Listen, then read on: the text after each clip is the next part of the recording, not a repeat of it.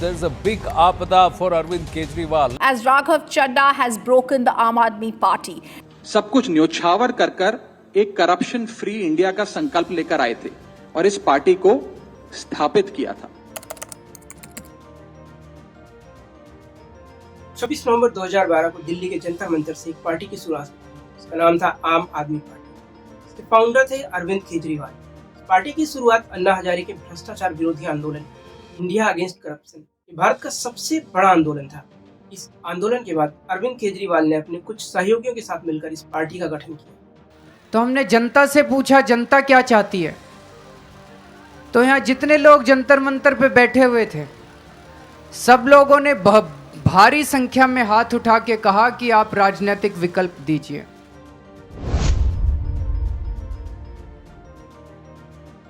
इस पार्टी ने 2013 में पहली बार दिल्ली का विधानसभा चुनाव लड़ा और इस चुनाव में 70 में से 28 सीटों पर जीत दर्ज की। जहां एक तरफ अरविंद केजरीवाल ने पहले ही घोषणा की थी न किसी से समर्थन लेंगे न किसी को समर्थन देंगे, सरकार अपने दम पर बनाएंगे। जब कांग्रेस ने प्रस्ताव रखा कि आप आइए सरकार बनाइए, जनता का आदेश लेकर के अरविंद केजरीवाल ने घोषणा की कि वो सरकार बनाएंगे अगर जनता कहेगी तो, और जनता ने कहा अरविंद केजरीवाल ने सरकार बनाई।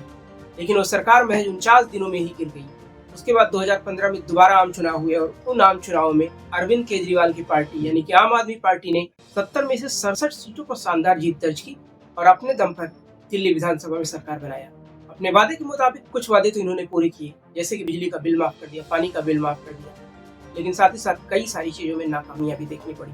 2020 में दिल्ली की जनता ने दोबारा से अरविंद केजरीवाल को मौका दिया और दोबारा से मुख्यमंत्री की कुर्सी पर बिठाया, लेकिन दूसरी बार भी इनका वही रवैया रहा। कुछ वादे इन्होंने जो किए, कई सारे वादे अपने पूरे नहीं किए। 2022 में पंजाब की जनता ने इन्हें मौका दिया और पंजाब की सत्ता आम आदमी पार्टी के हाथों में सौंप दी। जहां एक तरफ पार्टी लगातार अच्छा प्रदर्शन कर रही थी, गुजरात चुनाव में भी शानदार प्रदर्शन किया, हालांकि वहां सीटें नहीं जीत पाई। इसके बावजूद भी जो इनका वोट परसेंटेज था उसको देखते हुए चुनाव आयोग ने इन्हें राष्ट्रीय पार्टी घोषित किया। जहां एक तरफ आम आदमी पार्टी लगातार आगे बढ़ रही थी और देश के अलग अलग राज्यों में चुनाव की तैयारियां कर रही थी, चुनाव जीत रही थी, वहीं इनके कुछ को फाउंडर्स पार्टी छोड़कर जाना शुरू कर दिए। पार्टी छोड़ने का सिलसिला 2014 में शुरू होता है और सबसे पहले साजिया इल्मी ने कई सारे गंभीर आरोप लगाए और पार्टी को अलविदा कह दिया। ये सिलसिला ही नहीं रुकता है। पार्टी के को फाउंडर्स योगेंद्र यादव और प्रशांत भूषण ने भी पार्टी को 2015 में अलविदा कह दिया। 2017 में कपिल मिश्रा ने भी पार्टी को अलविदा कहा और साथ ही साथ अरविंद केजरीवाल पर करप्शन के कई सारे आरोप लगाए, जैसे मनी लॉन्ड्रिंग, फर्जी कंपनियां, जैसे तमाम ऐसे आरोप लगाए और विधानसभा में उन्होंने उसके कुछ सबूत भी दिए। एक ऐसा व्यक्ति जो भ्रष्टाचार के नाम पे, जनता के पैसों से चुनाव लड़ूंगा इन नाम पे हिंदुस्तान की राजनीति में आया था, आज उस व्यक्ति के खिलाफ सबूतों के सहित हवाला, काले धन, ब्लैक मनी को वाइट करना, मनी लॉन्ड्रिंग और फर्जी कंपनियों का एक पूरा का पूरा रैकेट चलाना, इस मामले में आज सीबीआई में और सीबीडीटी में अरविंद केजरीवाल जी के खिलाफ केस दर्ज होगा। 2017 में गद्दावर वक्ता, कवि और पार्टी के को फाउंडर कुमार विश्वास ने भी पार्टी को अलविदा कह दिया और कुछ समय बाद ऐसे ऐसे आरोप लगाए जो शायद आप सुनना भी ना पसंद करें। और कैसे चीफ मिनिस्टर बनेगा तो उसने उसका फार्मूला भी बताया था कि ऐसे ऐसे भगवंत को और फुल्का जी को लड़वा दूंगा और मैं पहुंच जाऊंगा। और आज भी वो उसी पथ पे है, मानो मत मानो, और नहीं भी है तो वो पपेट बिठा लेगा, कोई कुछ कर लेगा वो कुछ काम। एक दिन तो मुझसे कहता है कि तू चिंता मत कर, या तो मैं एक स्वतंत्र सूबे का मुख्यमंत्री बनूंगा। और मैंने कहा ये अलगाववाद 2020 का रेफरेंडम आ रहा है, पूरी दुनिया फंडिंग कर रही है ISI से लेके और बाकी अलगाववादी ग्रुप, तो कहता तो क्या हो गया, तो स्वतंत्र देश का पहला प्रधानमंत्री बनूंगा।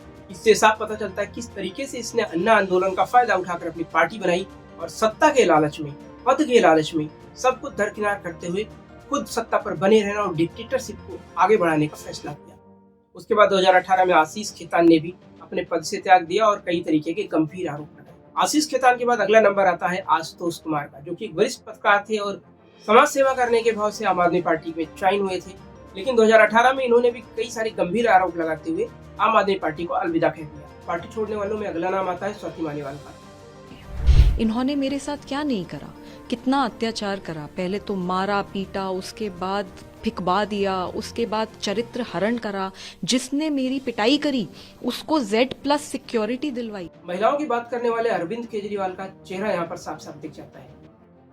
सिलसिला ही नहीं रुकता है। 2025 में आम आदमी पार्टी की दिल्ली विधानसभा चुनाव में करारी हार होती है और बीजेपी सत्ता पर काबिज हो जाती है। जहाँ एक तरफ आम आदमी पार्टी अपने किए जा रहे कार्यों से लगातार आलोचना झेल रही थी, लगातार कई प्रदेशों में हार रही थी, वहीं एक नाम सामने आता है राघव चड्ढा। आम आदमी पार्टी के पंजाब से राज्यसभा सांसद हैं। इन्होंने आम जनता के लिए कई सारे सोशल मुद्दों को उठाया, जैसे कि ब्लिंकिट की 10 मिनट की डिलीवरी, महंगे रिचार्ज, टैक्स, एयरपोर्ट पर मिलने वाले महंगे खाने पीने के सामान।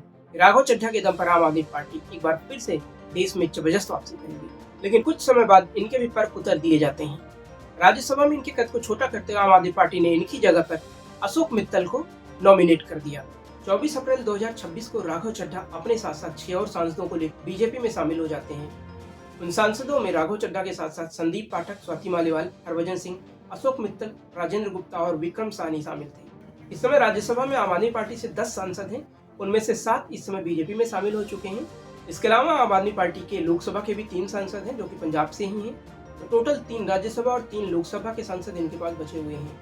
यही अरविंद केजरीवाल ने, जिनका एक स्टेटमेंट आया था, लालू प्रसाद यादव और मुलायम सिंह यादव दोनों के दोनों चोर हैं, दोनों के दोनों भ्रष्ट हैं, इनको जेल में होना चाहिए। कुछ समय बाद यही अरविंद केजरीवाल किस तरीके से लालू प्रसाद यादव की गले मिलते हैं और लालू प्रसाद यादव के बेटे तेजस्वी से गठबंधन करते हैं और वही समाजवादी पार्टी के साथ भी करते हैं। कहा मुलायम सिंह यादव चोर और भ्रष्ट हुआ करते थे, आज अखिलेश यादव के गले में बाहें डालकर घूम रहे हैं।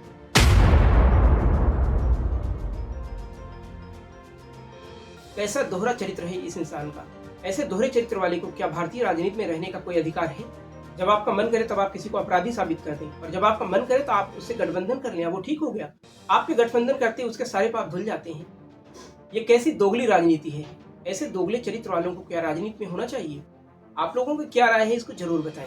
एक टाइम था जब अरविंद केजरीवाल अपना चिट्ठा लेकर के बैठते थे और दुनिया भर के सभी सांसदों को, सभी बिजनेसमैन को, सभी नेताओं को ये अपराधी घोषित किया करते थे, ये जालसाज घोषित किया करते थे और उनको फ्रॉड घोषित किया करते थे। और आज वही अरविंद केजरीवाल उन सभी नेताओं से गठबंधन कर रहे हैं।